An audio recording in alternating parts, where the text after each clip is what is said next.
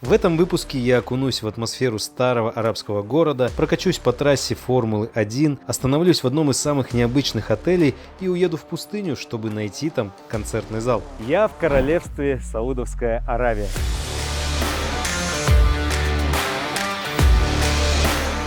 Совсем скоро я отправлюсь в Джидду и буду осматривать ее достопримечательности. Город-курорт Джидда. Почему этот город называют главным соперником Дубая и какие рекорды Джидда уже установила? Как местная инфраструктура привлекает миллионы туристов и откуда начинается путь паломников в Мекку? Сейчас все увидим.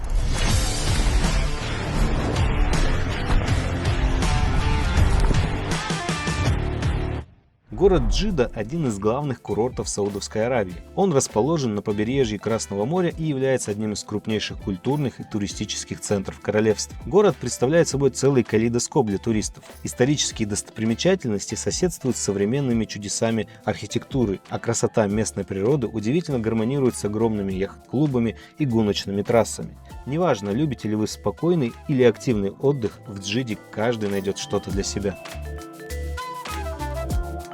В Джидде я решил остановиться в отеле Le Méridien Джидда. Он хоть и не возле моря, но в принципе находится в центре города. Нормальное место расположения. Что самое главное, он недорогой. За ночь чуть больше $100.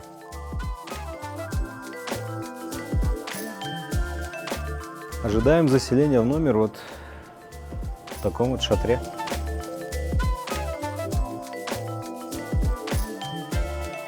Да, чувствуется, что отель не новый, с такой легкой потертостью. Но лобби выглядит достаточно себе так ничего. Интересно, в каком году этот отель был построен? Что? Комната номер 827. Оу, большой номер. Ощущение, что пришли кому-то домой. Диванчик, мягкий уголок, телевизор, рабочее место, самое главное, водичку не забыли. В целом, за эти деньги достаточно такой приличный вариант.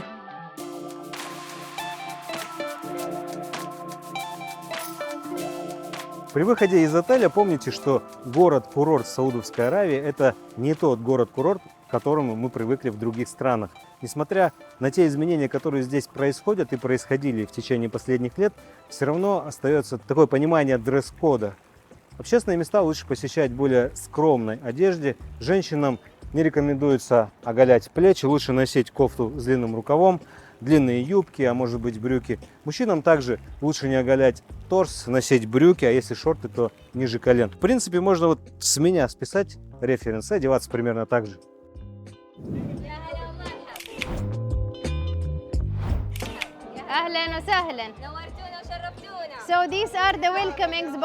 Это приветствие местных.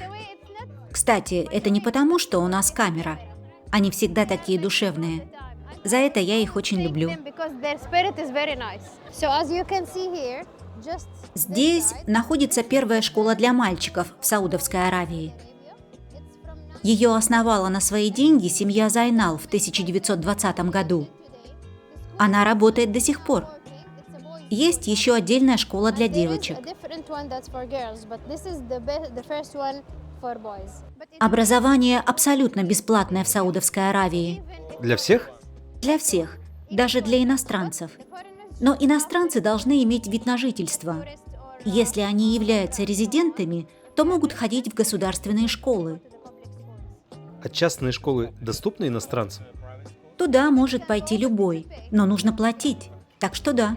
Особое внимание здесь уделяют событийному туризму, в частности, проведению спортивных мероприятий. Об особой любви Мухаммеда ибн Салмана к спорту говорит даже то, что вот в том месте, где я сейчас нахожусь, к примеру, на набережной Корниш, не так давно появились два новых спортивных объекта. Это яхт-клуб Джидды и трасса Формула-1. Но любовь, конечно, его не так бескорыстна, как может показаться. Каждый год сюда прилетают участники соревнований, болельщики. Туристы и тратят здесь свои деньги на отели, рестораны, шопинг, аренда автомобиля, может быть. И таким образом способствует развитию туристической отрасли и экономики в целом. Передо мной одна из таких спортивно-туристических точек – яхт-клуб Джидды. Он предлагает посетителям сочетание одновременно спокойствия и красоты природы с современными развлечениями. Здесь вы можете насладиться яхтингом, ощутить морской бриз, а также расслабиться, наблюдая за пейзажами, открывающимися с побережья Красного моря. Клуб предоставляет возможность для проведения различных мероприятий по водным видам спорта и активного отдыха. Одно из соревнований, которое проходит здесь – Кубок Америки. Самое старое из существующих, самое сложное в подготовке и самое дорогое парусное соревнование в мире.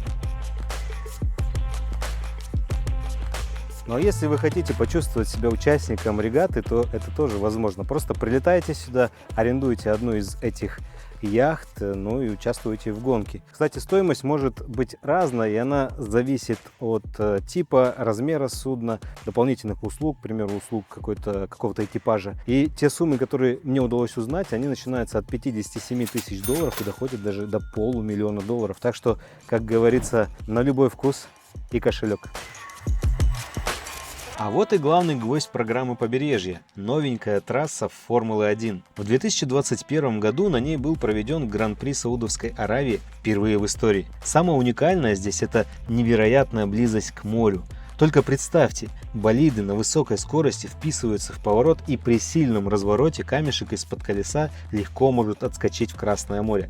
Зрелище просто захватывающее. Согласно исследованиям The Guardian, начиная с 2021 года Саудовская Аравия заключила спортивных сделок на сумму не меньше, чем 6 миллиардов 300 миллионов долларов США, что, кстати, в 4 раза больше, чем за предыдущие 6 лет. Одним из таких вложений, собственно, стала трасса длиной 6175 метров, вторая по протяженности в чемпионате Формула-1. Количество поворотов 27, средняя скорость круга 250 км в час, что делает ее самым быстрым городским треком Формулы-1 и второй по скорости после французской Монцы. Так что, если вы любите автоспорт, то Джидда вас ждет.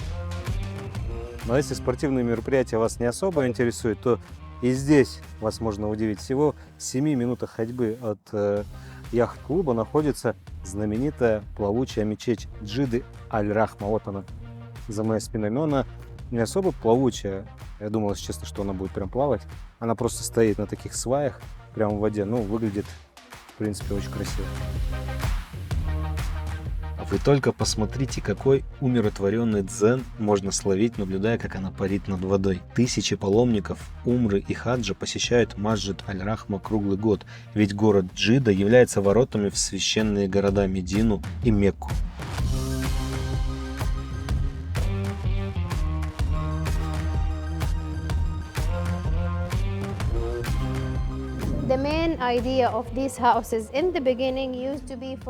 В старые времена эти дома служили пристанищем для паломников, направляющихся в Мекку.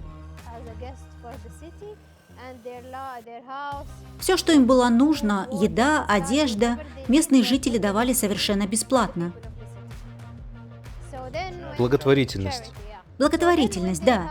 Затем появились отели, и постепенно идея таких домов отошла на второй план. Теперь эти жилища используют в качестве детских садов и других социальных учреждений.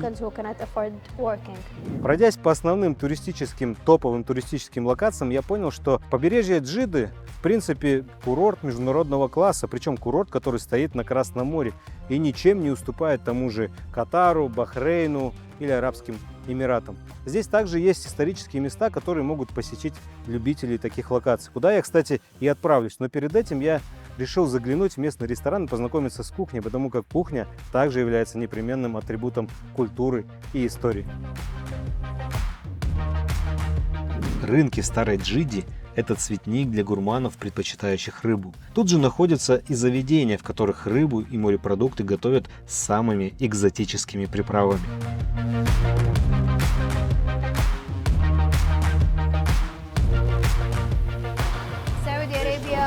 Сюда приезжали с национального телевидения Саудовской Аравии, а также актеры мирового уровня, дипломаты, например, посол Бельгии. Очень знаменитый ресторан. Да, на том фото Зои Салдана, актриса из фильма «Аватар». Это очень хороший ресторан. Большая удача посетить его. Расскажите, пожалуйста, в чем концепция этого ресторана? Главная цель – дарить людям яркие впечатления о старом городе и готовить еду на самом высоком уровне, чтобы они приезжали домой и рассказывали всем своим знакомым об этом ресторане. Так и происходит. Я часто слышу от туристов, которые приезжают в Джиду: «Где Аль-Базали? Я хочу посетить этот ресторан». Кухня действительно очень высокого качества.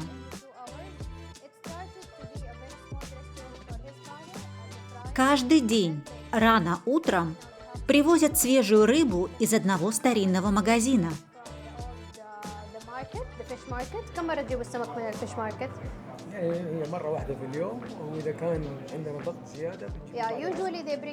Если большая загруженность, а это бывает часто, то рыбу могут привозить дважды в день. А масло на кухне меняют каждые 2 часа. О, найс. Креветки еще. И рыба, рис. Файн. Как пахнет. Слюнки потекли. Пожалуй, начну с креветочки.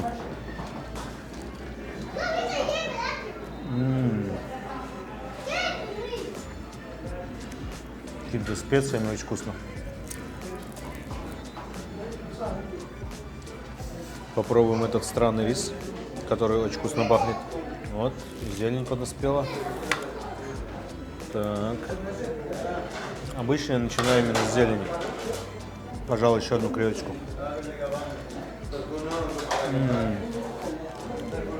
Так, рис.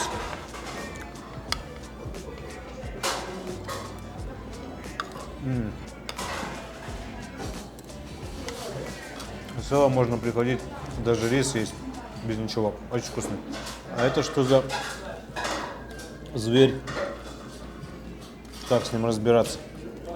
Так, знаменитая красная рыба с Красного моря.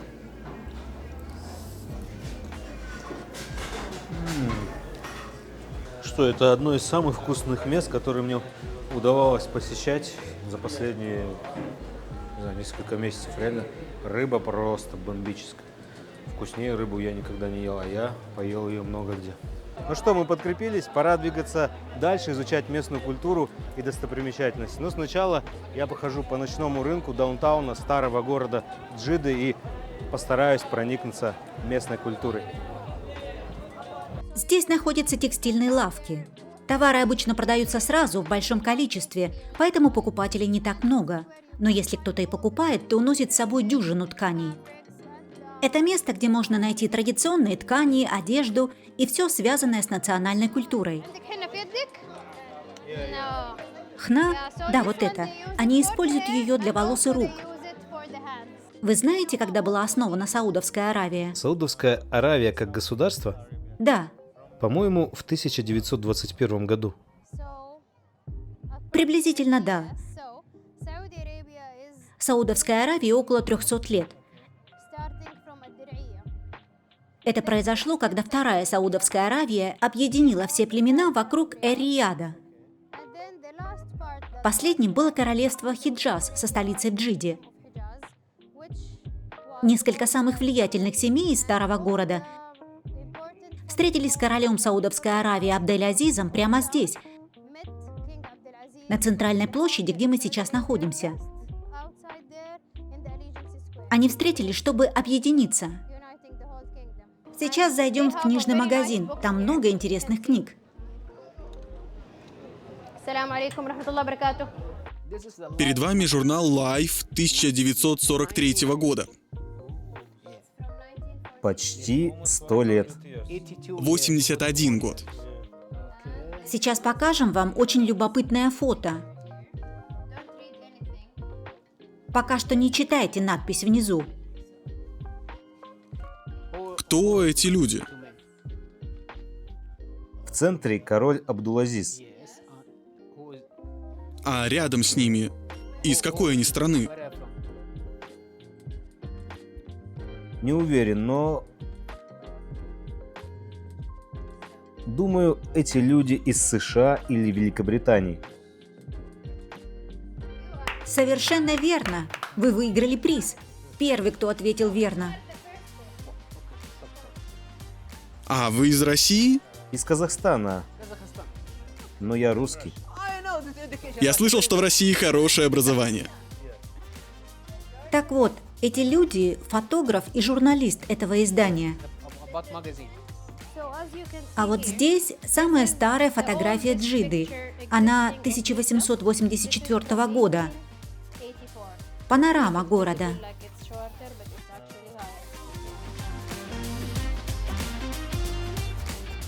Ребята, привет. Расскажите, пожалуйста, во что вы играете? Игра называется Джакару. У тебя есть 4 кубика. Тебе нужно их провести по кругу и вернуться в первую точку. Тогда ты выиграл. Моя цель — заполнить эту линию. На первый взгляд кажется сложно, но на самом деле весьма просто. Это традиционная арабская игра? Да. Да. Хорошо. Я думаю, выиграет он.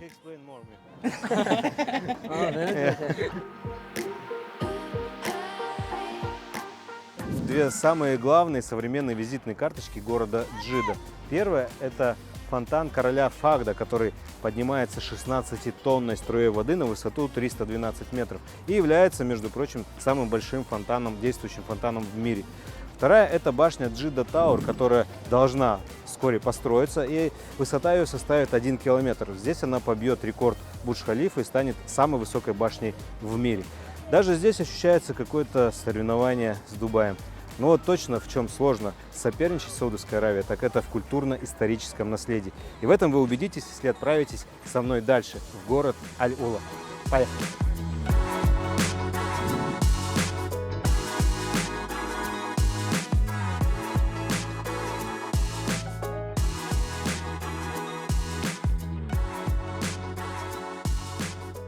Аль-Ула – это очень интересное туристическое направление, я бы сказал, уникальное. Здесь много древних археологических памятников и в целом очень красиво. Посмотрите вокруг.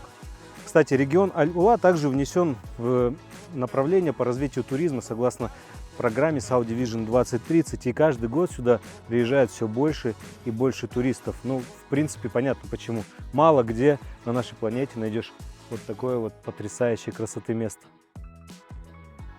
Красивый отель. Очень красивый. Это магическое место. Caravan by Habitus. Здесь находится ресепшн, а за ним 45 караванов. 45 номеров? Да, номеров, но мы их называем караваны. Можете рассказать, в чем идея этого отеля? Идея в путешествии. Отель для странников, людей, которые находятся всегда в движении.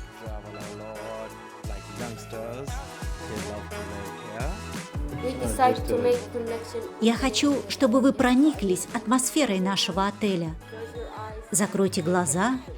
Для нас важно, чтобы гости были в безопасности, чтобы вы забыли свои проблемы и расслабились. Сделайте глубокий вдох. Думайте о хорошем.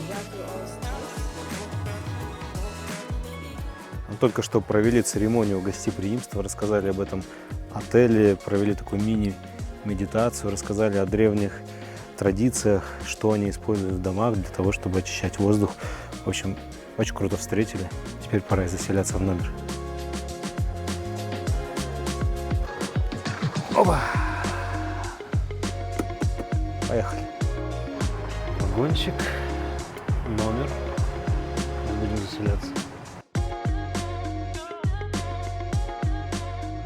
Это, пожалуй, один из самых необычных отелей и номеров, где мне приходилось останавливаться. Пойдемте покажу, как он выглядит внутри. По сути, это дом на колесах, где предусмотрено все для комфортного пребывания путешественника. Гостиная, пожалуйста. Мини-кухня, где можно, в принципе, полноценно готовить. Холодильник, шкаф, это уже прихожая. Душ, туалет и спальня. По сути, это двухкомнатные апартаменты. Вишенка на торте, отдельная собственная веранда, просто с бомбическим видом.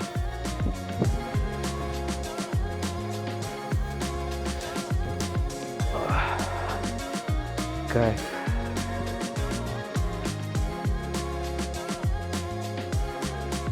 Хегра. Другое название – город мертвых, Мадаин-Салех. Это второй по величине античный город Набатейского царства. Первый, кстати, находится в Иордании и называется Петр. Но по сравнению с ним в Хегре, опять же, еще нет столько туристов. Город был построен на пересечении торговых путей, что напрямую повлияло на его культуру и историческое наследие. Только представьте, на его территории было открыто более 110 гробниц, самая большая из которых достигает 20 метров и называется «Одинокий замок». В настоящее время в Саудовской Аравии всего 6 объектов, которые официально признаны наследием и достоянием ЮНЕСКО, и Хегра первая в этом списке. Для местных аравитян это не просто какой-то исторический памятник, а скорее место поклонения традициям своих предков, которых они, кстати, очень чтут, уважают и защищают подобные места от туристов, интерес которых только подогревается от этого. В целом страна и подобные локации открылись относительно недавно, в 2019 году, поэтому туристов здесь еще не так много. И если вы любите посещать действительно уникальные локации, то у вас есть отличный шанс прилететь сюда и насладиться всей этой красотой. Уверен, что сейчас пока здесь не так много народу, но уверен, что лет через 5 здесь будет просто толпища туристов. Еще одна удивительная достопримечательность. На этот раз из нашего времени. Марая. С арабского это слово переводится как «зеркало» или «отражение». И сейчас вы поймете почему. Марая – это архитектурный комплекс, состоящий из 10 тысяч зеркальных панелей. Подобно миражу в пустыне, они сливаются с окружающей средой и образуют удивительные, подобные наваждению наяву, пейзажи. Место настолько уникально, что Марая Концерт Холл даже попал в книгу рекордов Гиннесса как самое большое в мире зеркальное здание. Здесь проводятся музыкальные концерты, художественные выставки и другие мероприятия. Также внутри есть ресторан, где можно поужинать. Может быть, даже сейчас в него зайдем. Вот вам, кстати, бесплатный совет. Если планируете посетить какое-то мероприятие, то обязательно покупайте билет заранее, потому что на некоторые из них билеты разлетаются просто за час после анонса. При этом, несмотря на огромный интерес со стороны посетителей, власти Саудовской Аравии стремятся сохранить в неприкосновенности природный ландшафт и древние сооружения. Поэтому делают ставку не на массовый туризм, а на событийный, то есть фестивали, мероприятия и те самые концерты. Хоть приложения для вызова такси Uber и Карим, например, здесь существуют, но дождаться автомобиль в принципе нереально. Уже жду 15-20 минут, отказываются, заказываю заново, никто не приезжает. То есть, если вы хотите перемещаться более-менее оперативно по достопримечательностям, то лучше взять автомобиль в аренду. Это, кстати, можно сделать прямо по перелету в аэропорту. Ну а я пойду пешочком, как в старые добрые времена. Ну что ж, сколько удивительных и неожиданных новшеств, просто потрясающе красивых мест и вкуснейшей кухни таит в себе Саудовская Аравия. Тысячелетия назад Мекка и другие города этой страны поражали впечатление людей своим величием. Сейчас эту традицию продолжают Эр-Рияд и Джидда. Так что традиции здесь точно чтут. Прилетайте и сами в этом убедитесь. С вами был Виталий Черясов и видеопроект «Бизнес без границ». Остаемся на связи и увидимся в новых выпусках. Пока!